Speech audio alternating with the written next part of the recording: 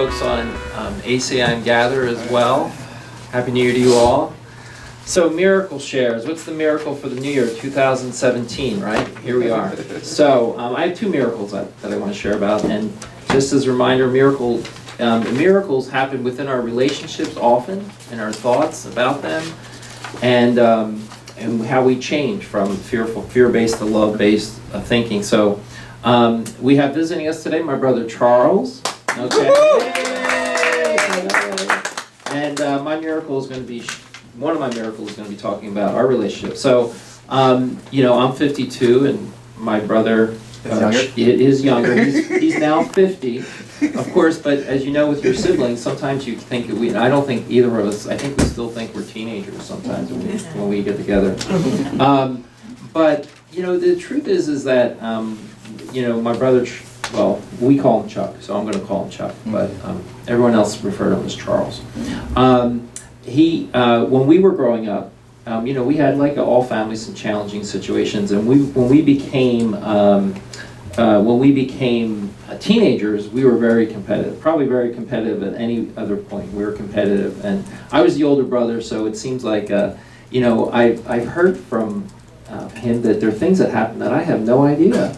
I don't remember any of these things that took place when we were younger. But anyway, so we had the situation, and when he was, I think, 19, he actually moved from the East Coast to the West Coast. And at that point we were kind of separate geographically, and we didn't really see each other that much for years, and didn't really have that close of a relationship at that time. And I think we had some, you know, I think both of us would be honest, we had some stuff between us. And but when I moved out here in around 2000, you know, we started to have a little more contact with one another. We saw one another.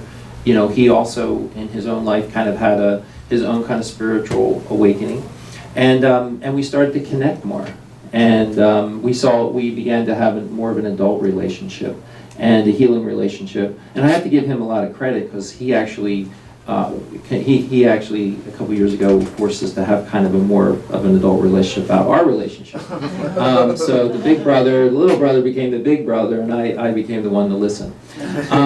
So really, it's like the Course said, you know, our relationship over time now has become like a holy relationship. I have a lot of love for my brother Charles, and you know, a few years back, many of you know that our older sister suffered a disease of addiction and mental health illness, and she passed away based on those diseases. So now it's just me and Chuck in terms of and my mom in terms of our original nuclear family that are still alive. So I'm just very grateful that I still have him in my life, and we're in now almost like weekly contact. And his beautiful wife Gina is not here. She was here at the party last night, but you know, she didn't make it today. But she's been a wonderful addition to the family, and their children have merged into a family. So I feel really blessed and lucky, and so that's one of my just one of my miracles, is that our relationship has become really one of love and sharing and support. So that's great, and it goes along with Reverend Vincent's talk about family. Yeah.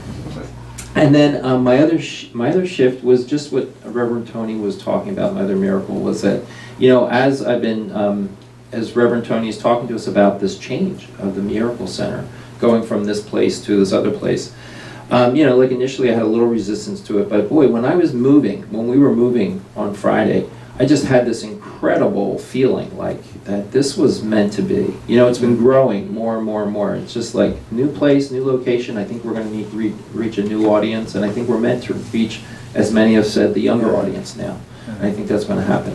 So, those are my two miracles. Thank you.